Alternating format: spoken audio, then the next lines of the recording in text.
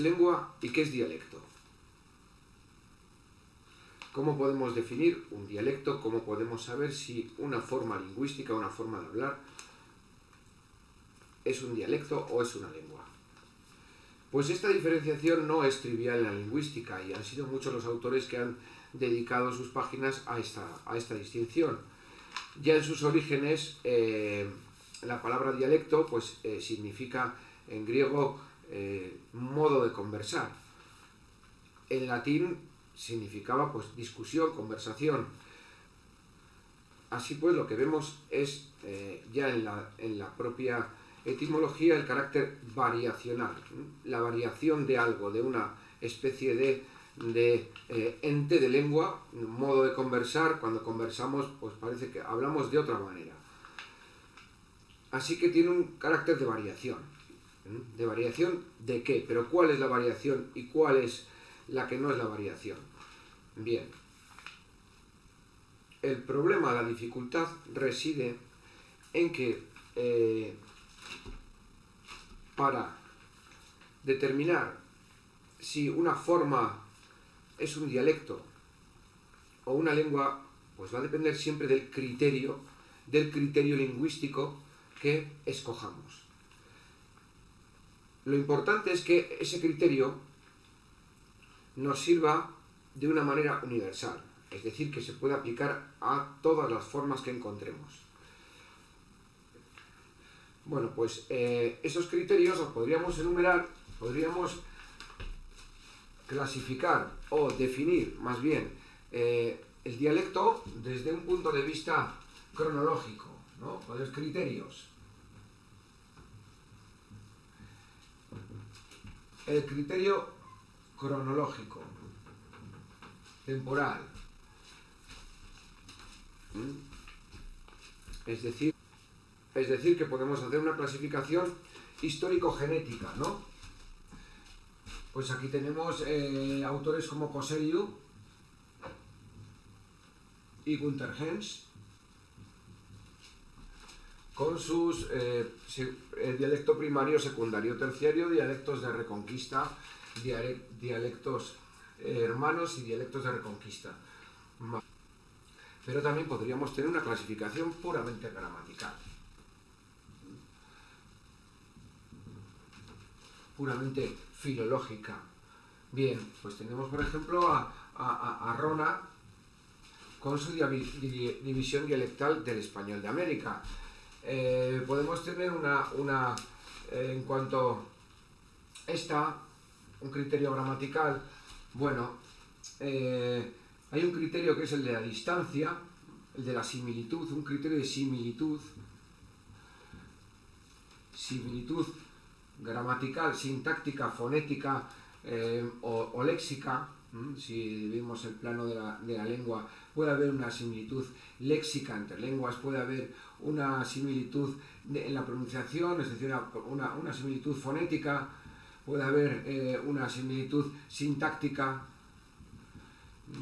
Entonces, si podemos coger 5 rasgos léxicos, si cogemos 5 rasgos fonéticos, si cogemos 5 rasgos sintácticos y hacemos unas isoglosas, bueno, pues donde se forme un haz de isoglosas, ahí tenemos lo que sería una frontera dialectal, que es lo que utilizó Rona en su división dialectal del español de América, y le salen 16 zonas.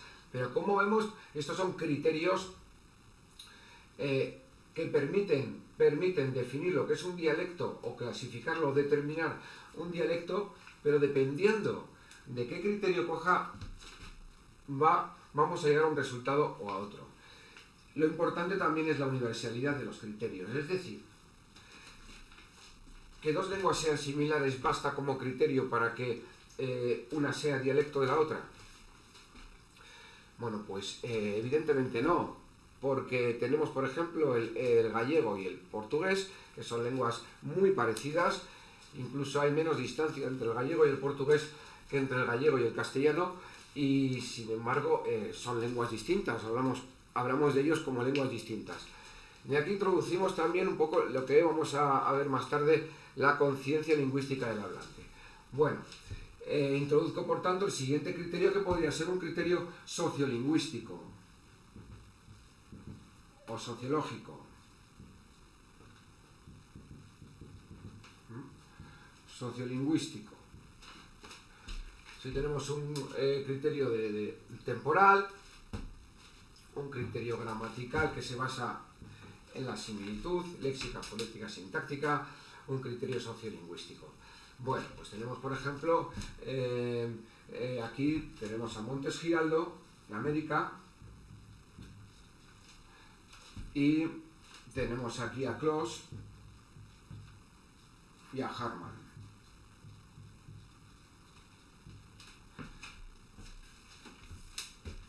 Incluso en ciertas zonas de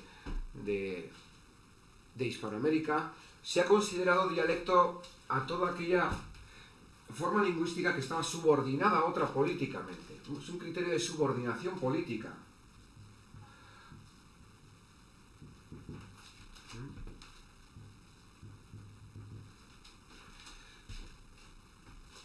Se ha considerado, entonces, según el criterio de subordinación política, por ejemplo, pues el euskera sería, o habría sido, el dialecto del castellano, porque ha estado subordinado políticamente, o el quechua y el aymara, dialectos del castellano.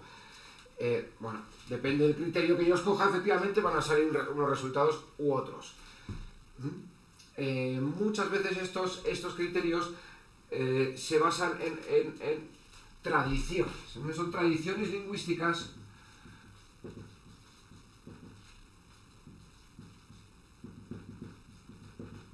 que hoy en día, bueno, ya están superadas esta visión tradicional de la lingüística dividida en escuelas, que había a principios del siglo XX. Ya se ha olvidado, ahora es todo más universal, ahora ya se sabe, ya se ha reconocido que la lengua es un ente sociolingüístico, interdisciplinario, y por tanto no cabe el concepto de lengua sin el concepto social, ya que es un medio de comunicación social. Así que vamos a ver estos distintos criterios y los vamos a aplicar a las formas de la península ibérica. Estos dos autores, Coseriu y Gens, utilizan el criterio cronológico para determinar las formas dialectales en la península ibérica, principalmente Günther Gens y Coseriu a nivel universal. Coseriu diferencia entre dialectos primarios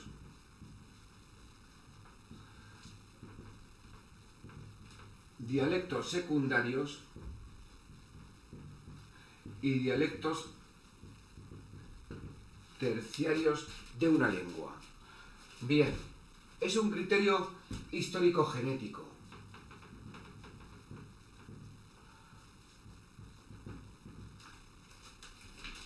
Así pues, dialectos primarios serían aquellos que nacen con la lengua, nacen con la misma lengua. Son las formas que nacen con una. Es decir, podríamos llamarlos dialectos hermanos.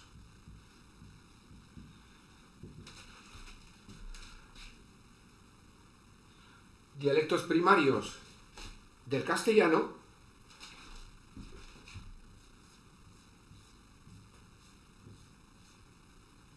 cuando nace el castellano, nacen también el catalán, el navarro-aragonés, el astur-leonés-bable y el galaico-portugués. Tenemos aquí el galaico-portugués, tenemos aquí el astur-leonés, tenemos el castellano, tenemos aquí el navarro-aragonés y tenemos aquí el catalán. ¿Vale? Bien. Todos estos son dialectos hermanos que vienen del latín. Son mezcla, por supuesto, con sus sustratos y todo lo demás, pero su lengua madre es el latín. Igual que el francés, igual que el rumano. Igual que todas las lenguas romances, igual que el italiano. Bien, pues igual que el portugués, que es galaico-portugués.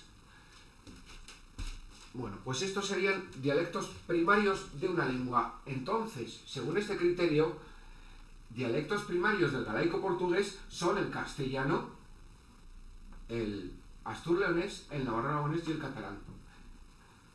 También se podría decir que dialectos primarios del navarro-aragonés son el castellano, el astur-leonés, el galeco-portugués y el catalán.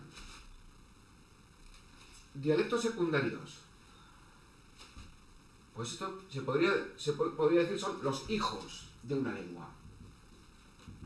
Es decir, las formas, la variación que se produce una vez se ha repartido en un ámbito geográfico extenso, y por cuestiones geográficas y sociales y comunitarias, pues van cambiando, la forma va cambiando y nacen distintas formas, ¿no? Pues el latín se convierte luego en castellano, se convierte en catalán, se convierte en francés, se convierte en rumano, se convierte en italiano.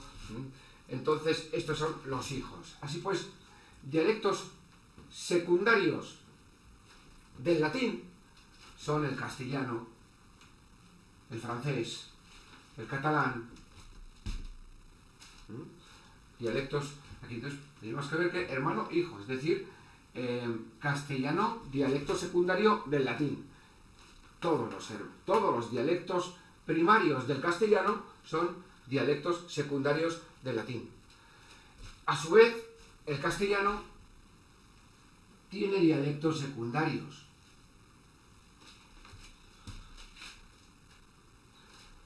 Pues tiene el extremeño, el andaluz y el murciano, que son los que se producen a su vez por una diferenciación basada en la geografía, en la extensión. Porque es la extensión, es la geografía lo que permite la mezcla de sustratos, la mezcla de otros pueblos y la interferencia entre lenguas pidgins y creoles, que es lo que va evolucionando y lo que hace que cambie la lengua a otras formas. Así pues, tendríamos dialectos secundarios del latín, todos los dialectos primarios del castellano. Dialectos secundarios del castellano, pues los que se producen como se produjo el latín, los que se producen con el castellano, el murciano, el extremeño, el andaluz y el canario. Y luego Coserio introduce un tercer término, dialectos terciarios, que son los que la manera de hablar una misma lengua, es decir, una cosa sería el extremeño y otra cosa sería el castellano de Extremadura. Una cosa sería el astur-leonés, o digamos, mejor dicho, el murciano puro, como dialecto secundario, y otra cosa sería, se podría decir, el acento, ¿no? La variación es una variación que se produce más tarde. Así que sería la variación que se da de una misma lengua. También el murciano, es decir, variaciones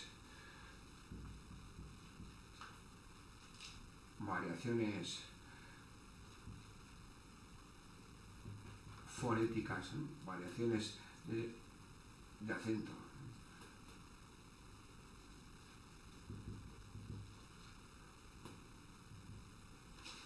Así que los terciarios serían variaciones que se producen en el castellano, en el español. Una vez ya que tenemos todo el español, bueno, pues tenemos el español de Bilbao, tenemos el español de Madrid, tenemos el español de Valencia. Estos serían los dialectos terciarios. Sí, pues esta es la división que hace Coserio. Y efectivamente ocurre en todas las lenguas. Es una división que podemos aplicar en todo el planeta, incluso en diferentes épocas. Es decir, se puede aplicar al latín, porque el latín tiene también dialectos primarios. Son formas que vienen del origen del latín, ¿no? Pues de quien sea la hermana madre del latín, el sánscrito o el que fuere. Dialectos secundarios, pues las lenguas romances. Terciarios hoy en día pues no tenemos, es una lengua muerta, el latín.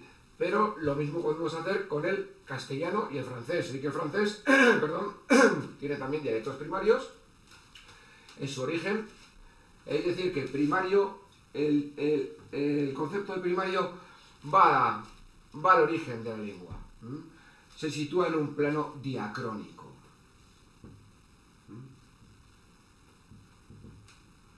Igual que el secundario, el concepto de dialecto secundario se sitúa en un plano diacrónico, histórico. Sin embargo, el concepto de dialecto terciario es más sincrónico, actual. Bien, Günther Helms hace una clasificación parecida, utiliza este concepto, pero lo aplica a la península ibérica. Entonces, en vez de llamar dialectos primarios, los llama Schwesterdialekte, dialectos hermanos. Así que lo que tenemos aquí sería los primarios en Günther Helms, que los llama dialectos hermanos,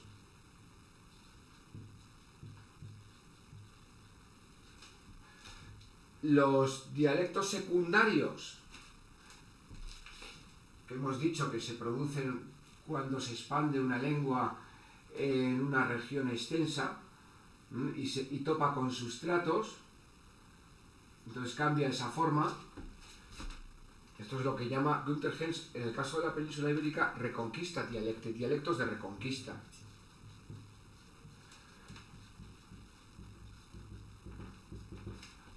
Y no tiene una definición para los dialectos terciarios, ¿no? Podrían ser lo que llama hablas, ¿no? Las hablas, ¿no?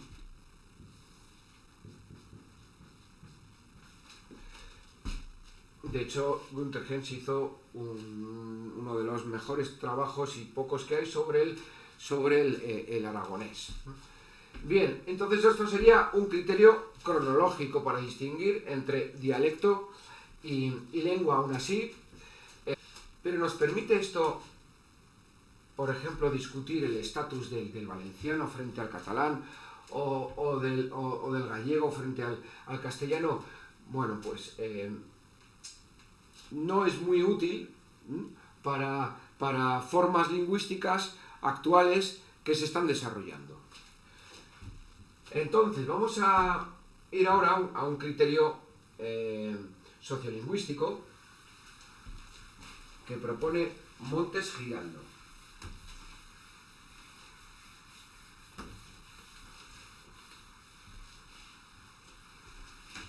Como veis, la clasificación de Coserio y Günther Helms no entra en qué es un dialecto.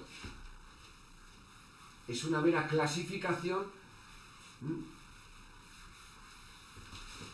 sin llegar a decir, claro, porque el castellano hoy en día es una lengua, sin embargo, pues visto desde un punto de vista cronológico, pues es un dialecto primario del astur-leonés. Bien. Entonces, Montes Giraldo, desde el punto de vista sociolingüístico, nos propone 5 puntos con los que guiarnos para determinar si algo es una lengua, si una forma lingüística es una lengua o es un dialecto. Bien, el primero de ellos es polisistematicidad.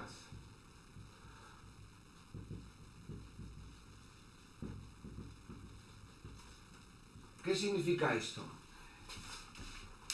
Que para ser lengua tiene que tener subsistemas. Por ejemplo, un sistema vocálico, un sistema de expresar el futuro, un sistema verbal, es decir, que se compone, para que sea lengua tiene que componerse también de diferentes sistemas. Normativización.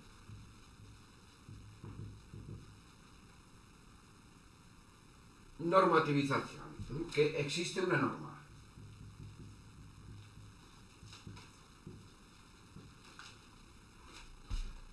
No confundir con polisistematicidad, es decir, que existe un sistema de cómo declinar el adjetivo. No es aleatorio, ¿no? Hay un sistema de declinación del adjetivo, hay un sistema para referirnos, para expresar el futuro, para expresar el pasado. Vale. Existe una norma que unifica todas las demás formas lingüísticas que haya en su territorio. Sí, una norma, por ejemplo, respecto a la ortografía. Una norma.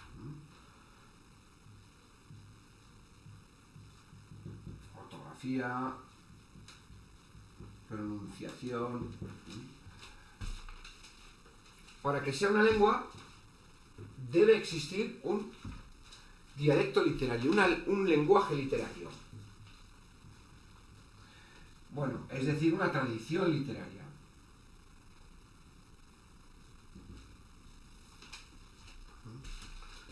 Una tradición literaria.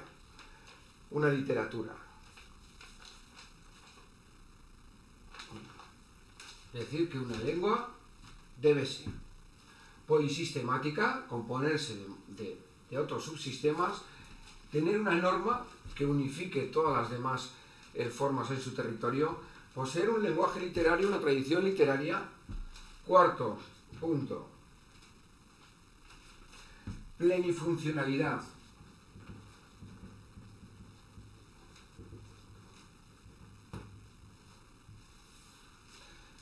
Bien, esto significa que una lengua pueda usarse en todos los ámbitos de la vida. Es decir, que sea plenifuncional para todos los ámbitos de la vida.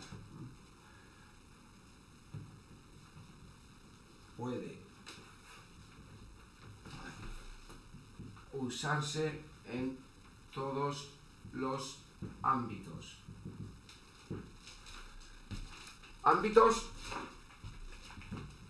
y registros.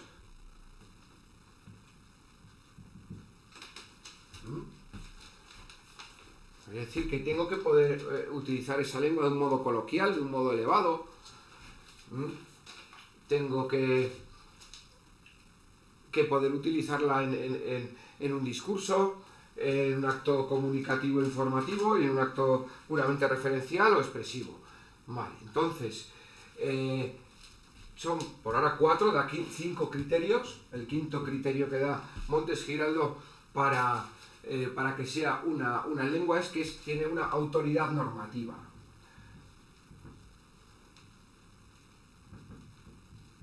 Pero una autoridad normativa en la conciencia de los hablantes.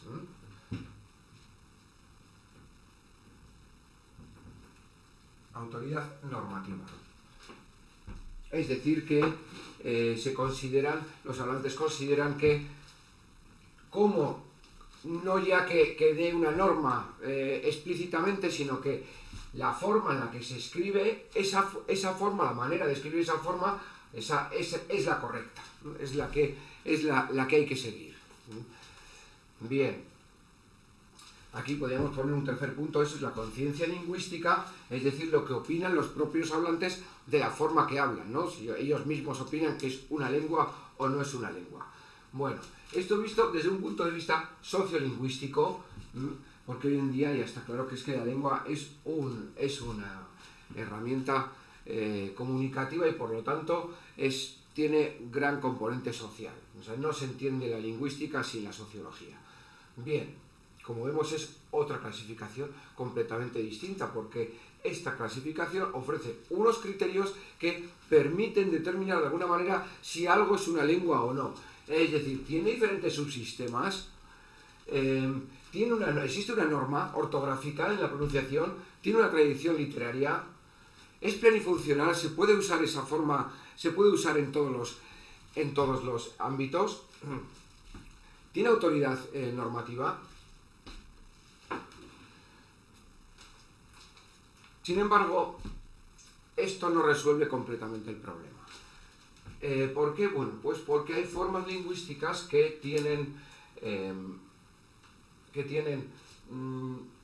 cumplen estos criterios, sin embargo, están gramaticalmente muy próximas a otras. Y viceversa, hay lenguas que tienen distancia entre ellas, sin embargo, una está cerca de la otra, pero sin embargo una no cumple estos criterios. Bien, entonces este criterio sociolingüístico se une al criterio de similitud.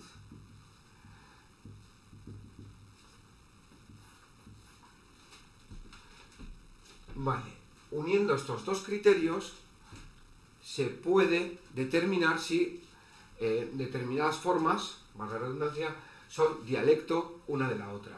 El criterio de similitud es lo que Harman Kloss introduce como criterio de la distancia, Abstandscriterium.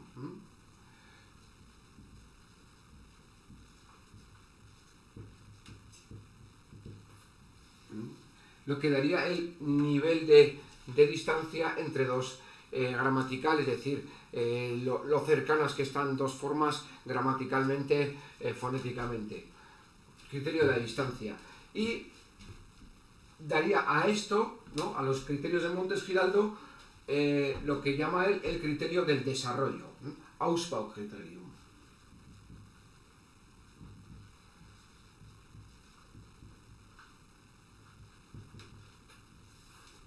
Criterio del desarrollo, es decir, una forma lingüística hasta qué punto se ha desarrollado socialmente. Es un desarrollo social,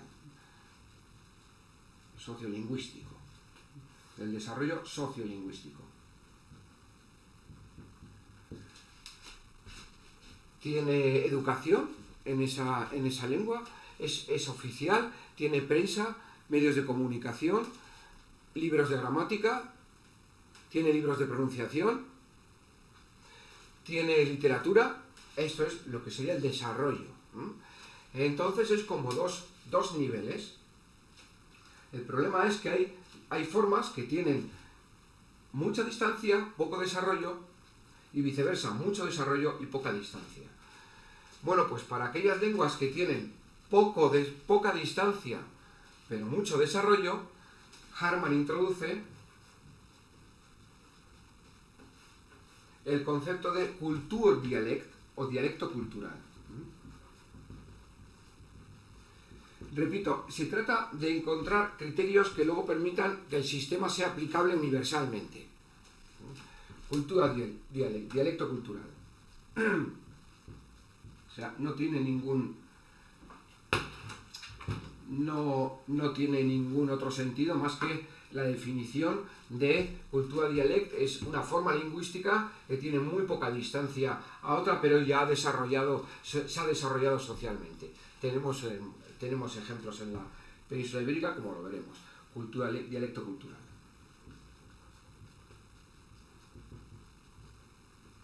Vale. Bueno, por ejemplo, el gallego y el portugués. Pues, según el criterio de la distancia, son formas con muy poca distancia, muy cercanas.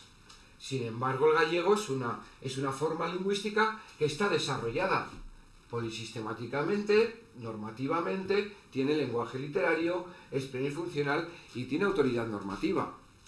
Bueno, sin embargo, la distancia al portugués es mínima. De hecho, fue una misma lengua. La conciencia lingüística de los gallegos también la considera lengua. Bueno, pues por todo esto, según Harman, lo podríamos considerar entonces, para poder distinguirlo de otras que tienen más distancia y más desarrollo, viceversa. Bueno, pues esto se podría ver como un dialecto cultural del portugués, el gallego. Tanto un dialecto cultural del portugués como un dialecto cultural del castellano. Se podría ver. Pero ya hemos visto que según los criterios de Coseriu, es dialecto primario del castellano. Vale. ¿Qué tendríamos, por ejemplo, el andaluz? El andaluz, pues no tiene distancia del castellano prácticamente ninguna. Y tampoco tiene desarrollo. Pues es claramente un dialecto, ¿no? ¿Qué tendríamos, por ejemplo, con el bable? Pues el bable tiene aquí es donde vemos que las formas lingüísticas son dinámicas y pueden cambiar de lengua a dialecto. El bable, el astur-leones, en su día llegó a tener prácticamente, a cumplir los cinco criterios de Montes Giraldo. Fue lengua de la administración, se impartía misa en astur-leonés, en bable, y fue lengua oficial del reino leonés. Fue absorbido por el castellano, que creció en Cuña y absorbió el astur-leonés y el navarro-aragonés, y dejó ir más libre al gallego y al catalán. Bueno, pues ya ha dejado de tener esa normatividad, perdió el lenguaje literario, plenifuncionalidad está relegado a la vida familiar y se usa muy poco.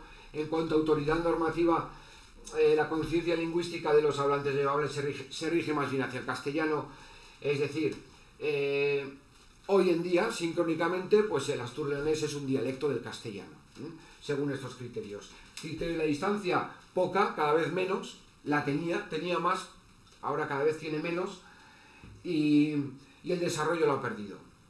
Así que tenemos un ejemplo de una forma lingüística que pudo ser una lengua y lo fue, y se ha convertido, según estos criterios, que nos sirven universalmente, en dialecto. Y además el estatus es claramente distinto que el gallego, como vemos. ¿Qué podemos decir del valenciano y del catalán? Pues un poco lo contrario del bable. Tenemos también dos formas lingüísticas con muy poca distancia, el catalán y el valenciano. Recordad que la división del catalán no es norte-sur, es occidental y oriental. Así que eso hay que tener un poco en cuenta, que la división del catalán es occidental y oriental, y por lo tanto es un catalán más tirando a aragonés, el de Valencia. Bien, vamos entonces al criterio de distancia entre el valenciano y el catalán, dos formas lingüísticas que vemos la diferencia, la podemos notar en muy poca distancia. Ahora, ¿qué hacemos con el desarrollo? Bueno, tuvo poco lenguaje literario, normativización existe ahora, plenifuncionalidad pues va existiendo, se usa en todos los ámbitos de la vida. Autoridad normativa, claro, el valenciano ahora tiene autoridad normativa en el sentido de que las distintas hablas, recordaos el dialecto terciario de Coserio y las distintas hablas del valenciano, se regirían por el valenciano normativo que existe ahora. Por tanto, al ser un criterio sociolingüístico, son los mismos hablantes los que, por medio de políticas o por medio es una intención claramente de todo el conjunto de hablantes, desarrollan estos criterios más o menos. Entonces estamos ante una forma lingüística que se comienza a convertir en lengua. Comienza a convertirse en lengua o dialecto cultural del catalán. Es decir, le está ocurriendo al valenciano lo que al gallego con el portugués. Entonces se podría decir que es un dialecto cultural del catalán, también podría hablarse de dialecto cultural del castellano. Cabe ahora pues pensar si este desarrollo se hace más intenso y la distancia aumenta, entonces se podría convertir en lengua, pero para ello tendría que aumentar la distancia.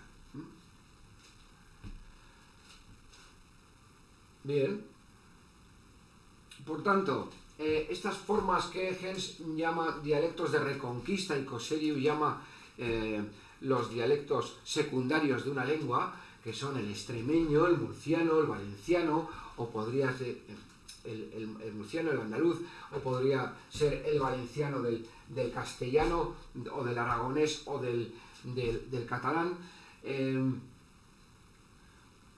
necesitarían un desarrollo sociolingüístico, una autoridad normativa, que se creara un lenguaje literario, que estuviera los medios de comunicación, que se desarrollara su sintaxis, su léxico, con diccionarios, con academias, que fuera un instrumento oficial de comunicación.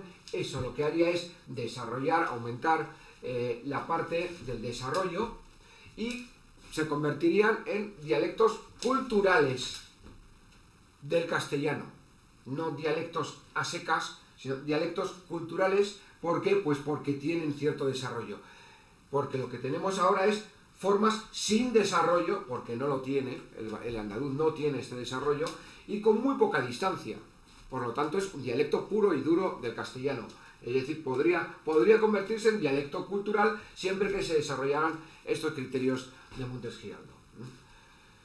Pero como veis, no hay blanco o negro en la lingüística, siempre es una tonalidad de grises. Lo importante es que sepamos que dependiendo del criterio que escojamos, vamos a llegar a un resultado a otro, y que lo fundamental es que nuestro sistema permita aplicarlo, se puede aplicar universalmente. Entonces, hoy en día, en la lingüística, se considera aceptado pues la combinación de los criterios sociolingüísticos con Clos y con Harman. Y en un nivel más, en una clasificación más cronológica, pues la de Cosseriu, dialecto primario, secundario y terciario, pero que tampoco es una clasificación que nos permita estudiar sincrónicamente formas como sí lo permite todo este sistema. Muy bien. Bueno, espero que os haya servido algo, por lo menos para desconectar de este mundanal ruido.